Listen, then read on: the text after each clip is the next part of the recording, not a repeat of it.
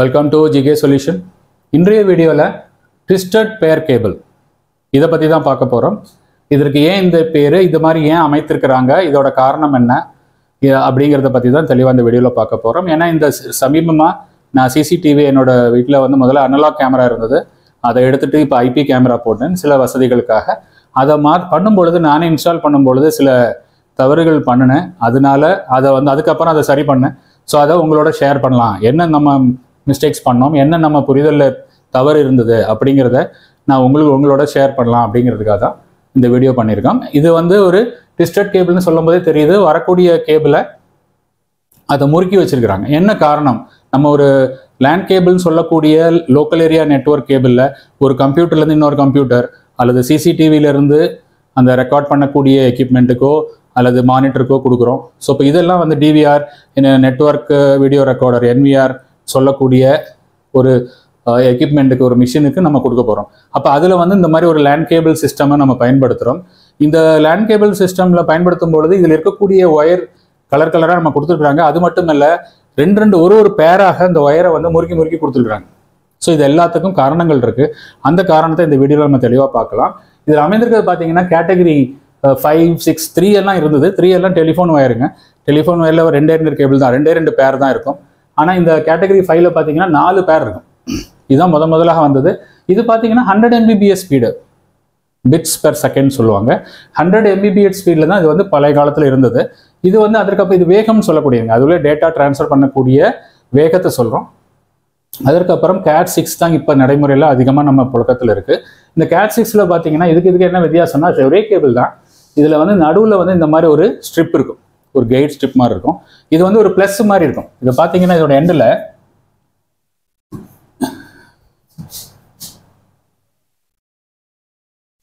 இந்த எண்டு பார்த்தீங்கன்னா ஒரு ப்ளஸ் மாதிரி இருக்கும். ஸோ இப்போ இந்த 2 ஒயர், இங்கே 2 ஒயரு, இதில் 2 ஒயரு, இதில் 2 ஒயர், இது போல் அமைந்திருக்கும். இது எதற்காக கொடுத்துருக்காங்கன்னா ஒன்னோட ஒன்று இன்டர்ஃபரன்ஸ் ஆகக்கூடாதுங்கிறதுக்காக கொடுத்துருக்குறாங்க. இதுதான் CAT 6ல இன்ட்ரடியூஸ் பண்ணாங்க. இதுக்கப்புறம் என்ன பண்ணாங்கன்னா CAT 7ல பார்த்தீங்கன்னா இந்த மாதிரி ஷீல்டட் ஒயர் வருது.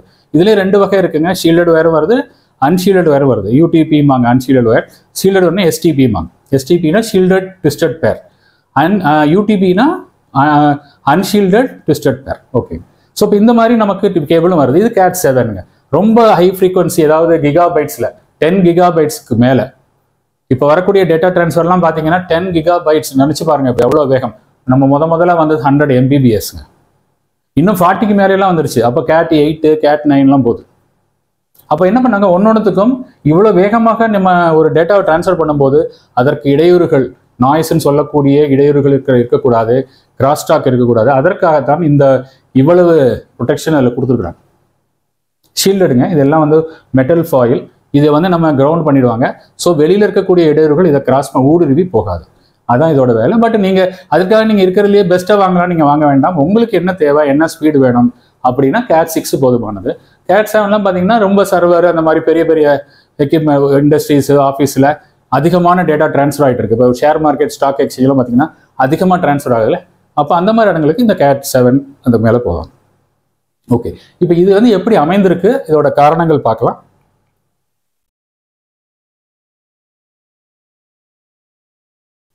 Single ended transmission. சிங்கிள் எண்டட்னாலே உங்களுக்கு புரியுது, ஒரு ஒயரில் ஒரு டேட்டாவை டிரான்ஸ்மிட் பண்ணால் என்ன நமக்கு தொந்தரவு இருக்கு. சிங்கிள் ஒயர்னா என்ன, ஒரு கோஆக்சியல் கேபிள் எடுத்துங்க. ஆண்டனா கேபிள்லாம் பார்த்துருப்பீங்க. கோஆக்சியல் கேபிள் அவுட்டரில் அதோட ஷீத் இருக்கும், சென்டரில் இந்த போல அமைந்திருக்கும். புரியுதுங்களா? இந்த மாதிரி ஒரு கோஆக்சியல் கேபிள் பார்த்துருப்பீங்க. இந்த போல ஒரு சிங்கிள் ஒயரில் டிரான்ஸ்மிட் பண்ண முடியும். இதில் இருக்கக்கூடிய டேட்டாங்கிறது வேற ஒன்றும் இல்லைங்க. 0.5 வோல்ட்டில் ஆன் ஆஃப் பண்ணுவாங்க. அது எவ்வளோ வேகமாக, எவ்வளோ டூரேஷனில் ஆன் ஆஃப் பண்ணுறோமோ அது டேட்டா. அது கம்ப்யூட்டரில் புரிஞ்சுக்கும். நம்ம என்ன டேட்டா அனுப்புகிறோங்கிறது இந்த சிக்னலோட ஃப்ரீக்வன்சி, டைமிங்ஸை வச்சு புரிஞ்சுக்கும். அது ப்ரோட்டோகால். அதை பற்றி நம்ம இன்னொரு வீடியோவில் நம்ம பார்க்கலாம். ஓகே. ஸோ இதுலேருந்து என்ன பண்ணோம்னா, ஒரு மிஷின், இது ஒரு இயந்திரம் டிரான்ஸ்மிட்டர், இங்கிருந்து இன்னொரு மிஷினுக்கு நம்ம ரிசீவருக்கு அனுப்புகிறோம். அப்போ எந்த ஒரு சிக்னல் போனாலும் இப்போ எப்படி போகுது பார்க்கலாமா? இதே போல சிக்னல், சீரியல் சிக்னல்ங்கிறது பேரல் கிடையாது. ஒரே ஒயர்லேயே சிக்னல் கண்டினியூஸாக போயிட்டே இருக்கும். அதே மாதிரி ஒரு ஒயரில் ரிசீவ் பண்ணிகிட்டே இருக்கும். ஸோ இப்போ இந்த சீரியல் சிக்னலில் போயிட்டே இருக்கும்போது நம்ம லெஃப்ட் ஹேண்ட் ரூல் பிரகாரம் இங்க நமக்கு எந்த கரண்ட் போற திசையை வச்சு அதுல ஒரு எலக்ட்ரோ மேக்னெட்டிக் வேவ்ஸ் உருவாகும். இது நமக்கு தெரிஞ்சதுதான். அதுக்கு எந்த திசையில உருவாகுங்கிறது இந்த ரூல் பிரகாரம் நீங்க பார்த்துக்கலாம். கரண்ட் இந்த பக்கம் போகும்போது இதோட டைரக்ஷன் இதை போல அமையும். புரியுதுங்களா? ஸோ இப்போ இந்த மாதிரி நமக்கு வந்து ஒரு டிஸ்டர்பன்ஸ் அமையுது. இப்போ நம்ம சிங்கிள் ஒயர் தான் டிரான்ஸ்மிட் பண்றோம். டிஸ்டர்பன்ஸ்னால நமக்கு ஒன்றும் ப்ராப்ளம் இல்லை. இது நம்ம என்ன அனுப்பிச்சோமோ அங்கே போயிடும். ஆனால் எப்போ பிரச்சனை வரும்னா, ஒரே ஜங்ஷன்ல 2-3 சிக்னல் போகுதுன்னு வச்சுக்கோம். இதே போல இன்னொரு சிக்னல் போகுது. இப்போ என்ன நடக்குது பார்த்தீங்களா? இந்த டிஸ்டர்பன்ஸ் அந்த ஒயரை பாதிக்குது, இந்த டிஸ்டர்பன்ஸ் இந்த ஒயரை பாதிக்குது. இதற்கு பேரு கிராஸ் டாக். இதுக்கு பேரு கிராஸ் டாக்னு சொல்லுவாங்க. இப்போ டெலிஃபோன் எல்லாம் பார்த்துருப்பீங்க. 2 பேர் பேசிட்டு இருக்கும்போது இவங்க பேசுறது அவங்க இன்னொரு ஜங்ஷனுக்கு கேட்டுரும். அதான் கிராஸ் டாக்னு சொல்லுவோம். அதே தான். இப்போ இதோட சிக்னலோட டிரான்ஸ்மிஷன் இதை பாதிக்குது, இதோட சிக்னலோட டிரான்ஸ்மிஷன் இதை பாதிக்குது. அப்போ அவுட்புட் எப்படி வரும் பார்த்தீங்களா? நம்ம இப்படி நினைச்சோம் பியூரா, ஆனால் இங்கே வரக்கூடிய சிக்னல் பார்த்தீங்களா? அப்போ தவறுதலாக சிக்னல் வந்து தவறாக போயிடும். தவறாக போச்சுன்னா நீங்கள் அதோட ஆப்ரேஷன்ஸ் எல்லாமே கெட்டு போயிடும். ஸோ இப்போ இந்த கிராஸ் டாக்கை அவாய்ட் பண்ணுறதுக்காக அவங்க என்ன பண்ணாங்கன்னா, இந்த சிக்னலை வந்து சிங்கிள் ஒயரில் அனுப்ப வேண்டாம், நம்ம டிஃபரன்ஷியல் சிஸ்டம் மெத்தட், அதாவது லேப்டாப்பில் டிவியில எல்லாம் பார்த்துருப்பீங்க, டிஸ்பிளேக்கு போகக்கூடிய சிக்னல் RYBங்கக்கூடியது ஒரு 3 கலருக்கும் அனுப்புவோம் இல்லைங்களா? அந்த 3 கலருக்கும் டிஸ்டர்ட் பேர் மூலியமாக LVDS அப்படின்னு சொல்லுவாங்க, லோ வோல்டேஜ் டிஃபரன்ஷியல் சிஸ்டம். அதே மெத்தட் தான் இங்கே பயன்படுத்துகிறாங்க.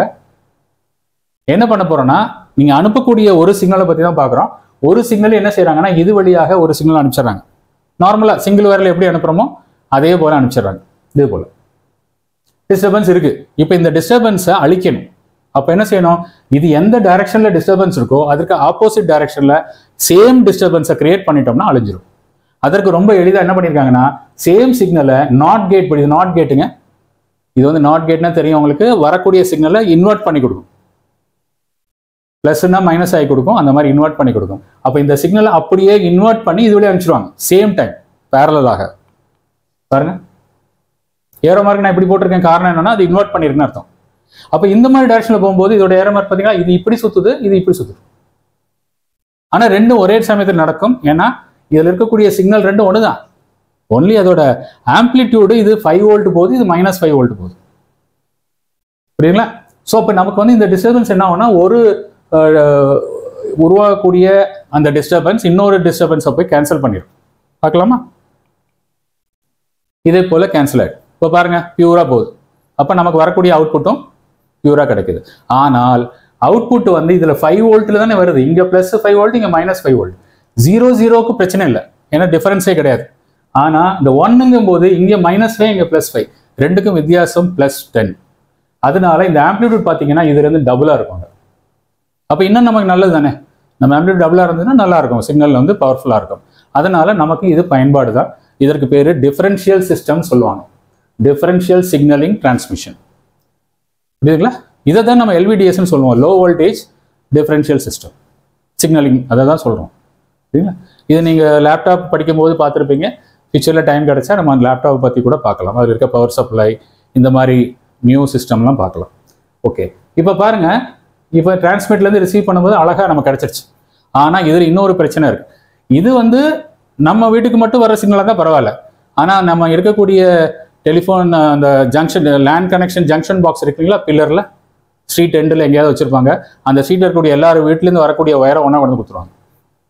அப்போது இன்னும் நம்மகிட்ட இருக்க சிக்னல் இன்னொரு சிக்னலை பாதிக்கக்கூடாது. அதே மாதிரி இன்னொரு சிக்னல் வரக்கூடிய டிஸ்டர்பன்ஸ் நம்ம சிக்னலை பாதிக்கக்கூடாது. ஆனால் இப்போ சப்போஸ் வந்து இதுக்கு பக்கத்தில் இன்னொரு டிஸ்டர்பன்ஸ் இருக்குது, வேற ஏதோ ஒரு மிஷின் ஓடுது, அதோட எலக்ட்ரோ மேக்னெட்டிக் வேவ்ஸ் டிஸ்டர்பன்ஸ் ஆகுது. அது எதை வந்து எப்படி பாதிக்குதுன்னு பார்க்கலாமா? பாருங்க, இதை போல டிஸ்டர்பன்ஸ் பாதிக்கும் போது அங்கே பாருங்க, பார்த்தீங்க டிஸ்டர்பன்ஸ் வந்துருச்சு. எப்படி வந்தது? காரணம் என்னன்னா, இந்த டிஸ்டர்பன்ஸ் ரெண்டையும் ஒரே சமயத்தில் கடக்கலை. பக்கத்தில் இருக்கக்கூடிய பச்சை வண்ணத்தில் இருக்கிறத முதல்ல கடந்துருது, அதற்கப்புறம் சிவப்பு வண்ணத்தில் இருக்கிறத கிடக்குது. அப்போ ரெண்டுக்கும் ஒரு நேர வித்தியாசம் இருக்கிறதுனால இங்கே நம்ம நெகட்டிவ்ல இன்வெர்ட்டா மாற்றி கொடுத்த சிக்னலுக்கும் மேலே டைரக்டாக வர்ற சிக்னலில் வரக்கூடிய நாய்ஸ் டிஸ்டர்பன்ஸ் வேற வேற மாதிரி அமைஞ்சிரும். வேற வேற மாதிரி அமைஞ்சா உங்களுக்கு தெரியும், இது கேன்சல் பண்ணாது. ஏன்னா ரெண்டு நாய்ஸும் ஒரே மாதிரி இருக்கணும், பட் டைரக்ஷன் ஆப்போசிட்ல இருக்கணும். அப்போ தான் அது வந்து கேன்சல் ஆகும். பட் இதில் ஆப்போசிட்ல வந்துடும், ஆனால் ரெண்டும் ஒரே சமயத்தில் இல்லை. இங்கே அதிகமான அழுத்த அளவில் டிஸ்டர்பன்ஸ் ஆகுது, இங்கே கம்மியாக ஆகுது, இந்த மாதிரி வேறுபாடுகள் வருது. காரணம் என்னன்னா பேரலல் ஒயராக கொடுத்துட்டோம்.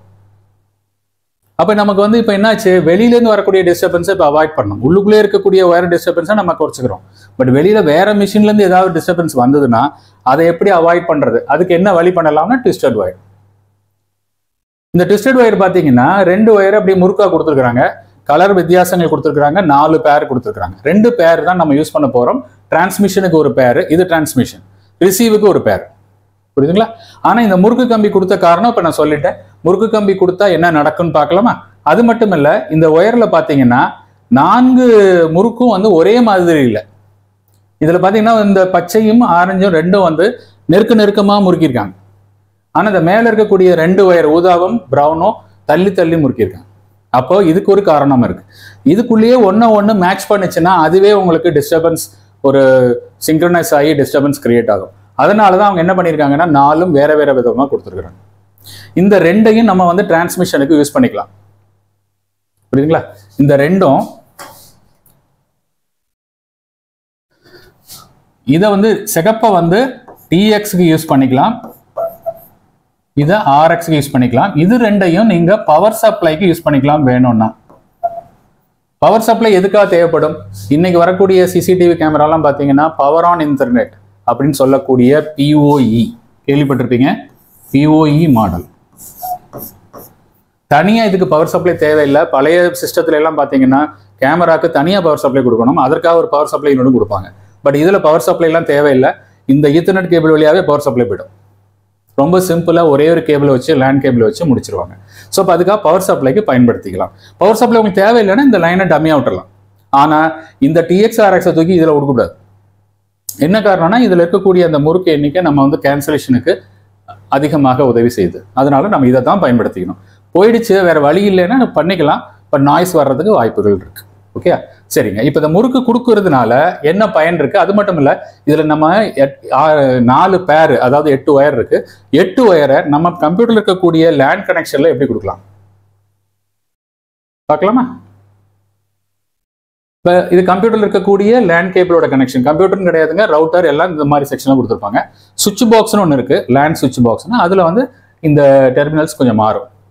TX இருக்க இடத்துல RX வந்துடும், RX இருக்க இடத்துல TX வந்துடும், மாறி வந்துடும். புரியுதுங்களா? ஸோ அதனால சுவிட்ச் பாக்ஸை பற்றி கன்ஃபியூஸ் பண்ணிக்காதீங்க. நார்மலாக ஒரு கம்ப்யூட்டர் எதை எடுத்தீங்கனாலும் இந்த மாதிரி தான் அமைஞ்சிருக்கும். இது வந்து இதோட கோடு நம்பர் பார்த்தீங்கன்னா T568B இதோட கோடு வந்து. அப்போ இன்னொரு நம்பர் இருக்கு T568A. இதில் பார்த்தீங்கன்னா TX RX இருக்கும், RX TX இருக்கும். மற்றபடி வேற எந்த சேஞ்சஸும் இருக்காது. எது வேணா யூஸ் பண்ணிக்கலாம். நம்ம இந்தியா பொறுத்த அளவில் இதை தான் நம்ம அதிகமாக ஃபாலோ பண்றோம். இந்த கலர் கோடு தாங்க. First orange white, orange, green white, green, sorry green ஒயிட்க்கு அப்புறம் blue, blue white, then green, then brown white, brown. இந்த ஆர்டர்ல தான் நீங்க பண்ணணும். இது நான் ஒயர் ஆர்டர். இதை நம்ம ப்ராக்டிக்கலாக ஒரு வீடியோவில் பார்க்கலாம். ஆனால் இந்த ஆர்டரில் இந்த ஒயர் என்ன வேலை செய்யுதுங்கிறதுக்கு நான் இந்த படத்தில் காமிச்சிருக்கேன். இதில் பாருங்க 8 பின் இருக்கு. 8 பின்னு தான் 8 பிட்டில் வருது. இப்போ இந்த 8 பின்ல பார்த்தீங்கன்னா 1, 2 வந்து டிரான்ஸ்மிஷன் யூஸ் பண்ணியிருக்காங்க. அதாவது இங்கேருந்து டிரான்ஸ்மிட் பண்ணுறோம், இந்த கம்ப்யூட்டர்லேருந்து டிரான்ஸ்மிட் பண்ணுறோம். ரிசீவ் என்ன பண்ணியிருக்காங்கன்னா சேர்த்து கொடுக்கல. பார்த்தீங்களா? 3, 6 ரிசீவ், 3, 6 ரிசீவ். அதாவது 1, 2 வந்து டிரான்ஸ்மிஷன், 3, 6 வந்து ரிசீவ். Power supply 4, 5, 7, 8. அது நீங்கள் எப்படி வேணால் யூஸ் பண்ணிக்கலாம். தேவையில்லைன்னா அதை டம்மியாக விட்டுறலாம். அந்த ஒயர் நமக்கு யூஸ் இல்லை. ஓகேங்க. இப்போ இந்த மாதிரி தான் கனெக்ஷன்ஸ் கொடுக்கணும். இந்த கனெக்ஷன்ஸில் ஒயர் இப்படி தான் கொடுக்கணும். இந்த பச்சை இந்த மாதிரி நீங்கள் மாற்றி கொடுத்துட்டீங்கன்னா, நான் அந்த தவறை தான் பண்ணேன். மாற்றி கொடுக்கும்போது இது என்ன ஆயிடுச்சுன்னா பக்கத்தில் கொடுத்துட்டேன். அப்படின்னா நம்ம டிரான்ஸ்மிஷன் லைனில் நான் சொன்னது போல் 2 டிஃபரன்ஷியல் சிக்னல் கொடுக்குறோம் இல்லைங்களா? ஒன்று நேர்பதமாகவும் ஒன்று இன்வெர்ட் பண்ணி கொடுக்குறோம். அப்போ இன்வெர்ட் பண்ணி கொடுக்காம அது எங்கேயோ வேற லைனில் போயிடுச்சு. அந்த 2ம் ஒன்னோட ஒன்று பின்னி இருந்தாதான் அது கேன்சல் ஆகும். இப்போ நான் என்ன பண்ணிட்டேன், இந்த 2ஐயும் பக்கத்தில் கொடுக்கும்போது இந்த ஒயரில் பார்த்தீங்கன்னா 1 சிக்னலும் 1 பாசிட்டிவ் வோல்ட்டும் போயிடுச்சு. அதனால தான் எனக்கு வந்து கேமரா டிடெக்ட் ஆகலை. அதுக்கப்புறம் நான் இந்த மாதிரி கொடுத்தேன், டிடெக்ட் ஆயிடுச்சு. ஸோ இப்போ இந்த தவிர நீங்களும் பண்ணாதீங்க. நார்மலாக எல்லாரும் இந்த கலர் கோடை பிளைண்டாக ஃபாலோ பண்ணிடுவாங்க. நான் உங்களுக்கு ஏன் இதை நம்ம ஃபாலோ பண்ணணுங்கிறதுக்கு இந்த வீடியோவில் விளக்கம் கொடுத்துருக்குறேன். கண்டிப்பாக இது வந்து ஒரு நல்ல ஒரு இன்ஃபர்மேஷனாக நிச்சயமாக அமைஞ்சிருக்கும். கண்டிப்பாக எல்லாருமே இதை தாண்டி தான் வந்திருப்போம். ஏதாவது ஒரு இடத்துல இதை போல் ஒரு லேண்ட் கனெக்ஷன் நமக்கு இந்த காலகட்டத்தில் தேவைப்படுது. இதுதான் ரொம்ப சிம்பிள், புரியுதுங்களா? ஸோ இப்போ இது மாதிரி தான் கனெக்ஷன் கொடுக்கணும். நிச்சயமாக இந்த வீடியோவில் ஒரு நல்ல இன்ஃபர்மேஷன் கிடச்சிருக்கும். கமெண்ட்ஸில் கொடுங்க. அடுத்து வரக்கூடிய வீடியோக்களில் நம்ம இதை ப்ராக்டிக்கலாக ஒரு ஒயரை கிரிம் பண்ணி டெஸ்டர் மூலியமாக டெஸ்ட் பண்ணி அந்த டெஸ்டருக்குள்ள சர்க்கியூட் எப்படி வேலை செய்யுதுன்னு சொல்கிறேன். அது உங்களுக்கு ஒரு இன்னோவேட்டிவ் ப்ராஜெக்ட்டுக்கு உபயோகமாகும். எப்படி ஒரு கேபிளை வந்து கரெக்டாக இருக்கா, கரெக்டாக கனெக்ஷன் கொடுத்துருக்கோமா, இந்த மாதிரி தவறுதல் எதுவும் பண்ணலையா, இல்லை நடுவில் ஏதாவது ஒயர் கட் ஆகிடுச்சா, அதை செக் பண்ணுறதுக்கு ஒரு எளிய எக்யூப்மெண்ட் டூல் இருக்குது. அது ரொம்ப விலை கம்மி தான். இருந்தாலும் நான் அதுக்குள்ளே என்ன போர்டு இருக்குது, எப்படி அதை செய்கிறாங்க, எப்படி சர்க்கியூட் அமைஞ்சிருக்கு, எப்படி வேலை செய்யுது அப்படிங்கிறத பற்றி நம்ம விளக்கமாக அடுத்த வீடியோவில் பார்க்கலாம். கண்டினியூஸாக மானிட்டர் பண்ணுங்கள். அடுத்த ஒரு நல்லது ஒரு வீடியோவில் சந்திக்கலாம் நண்பர்களே. தேங்க்ஸ் ஃபார் வாட்சிங்.